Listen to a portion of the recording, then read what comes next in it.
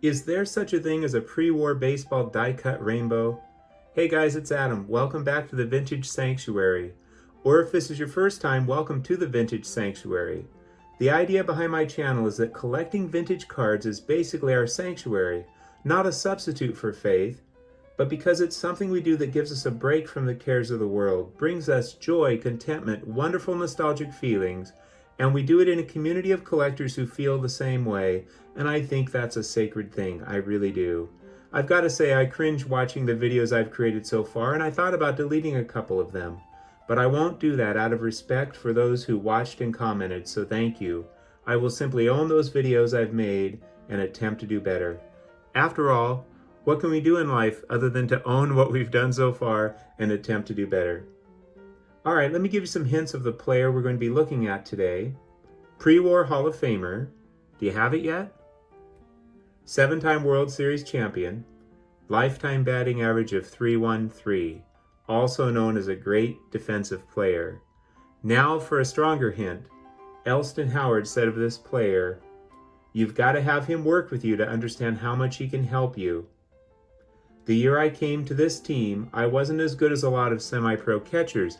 This player took me over and he talked to me. He worked with me. We'd go out in a corner and practice. Without this player, I'm nobody. Nobody at all. He made me a catcher." In case you're thinking it's Yogi Berra, it's not. Yogi Berra said, "I owe everything I did in baseball to this player. He was a great man." There's high praise from a couple of awesome players. Tell me in the comments below if you figured out who it is prior to the reveal or even prior to the Yogi Berra quote. All right, now let's take a look at this beauty. I purchased this beauty in January of 2021. 1934 to 36 batter up number 30 Bill Dickey in an SGC 1.5. Really sharp for the grade, beautiful color. You can probably see a few crinkly wrinklies on the surface. Die cut's in great shape. A little bit of paper loss down by the number 30. Blank back, there's some paper stuck to it. This was probably in a scrapbook or something at one time, but that just adds to the appeal and doesn't hurt it at all because there's no wording on the back. So that is just awesome. Now let's talk about this set, the 34 to 36 batter up cards, produced by National Chickle, and they were meant to be played with by kids. I'm thinking these were the original die cuts, but let me know if there were any earlier die cut baseball cards. Kids would pop out the die cut portion and fold the top of the card toward the bottom so the card became a tent-like stand. Notice those folds right in the middle, those horizontal lines.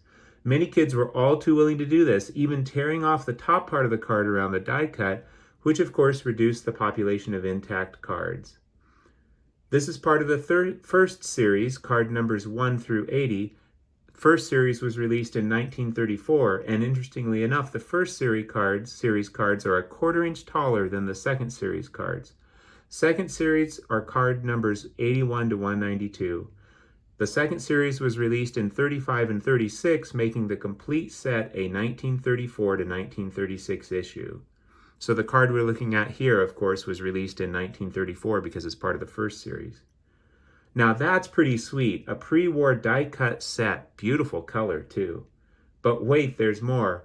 Both series come in color variations. Each player in the first series comes in red, brown, blue, purple, and green versions. So this is the opportunity to collect a pre-war die-cut rainbow. Wow.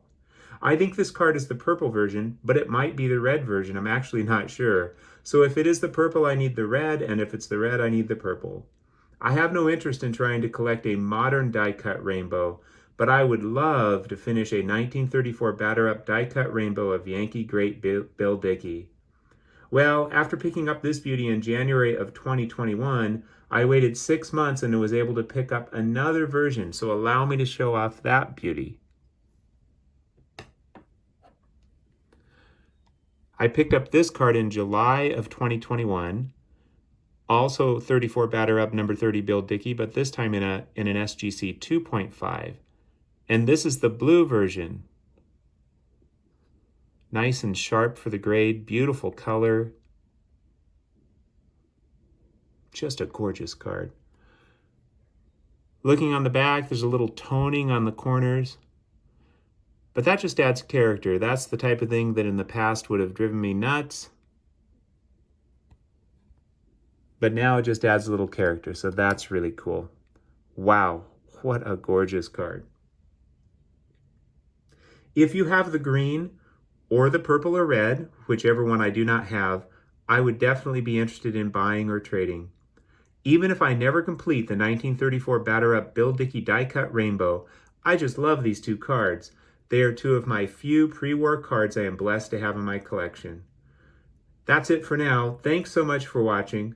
Hope to see you next time, and I hope you had a wonderful and peaceful time in the Vintage Sanctuary.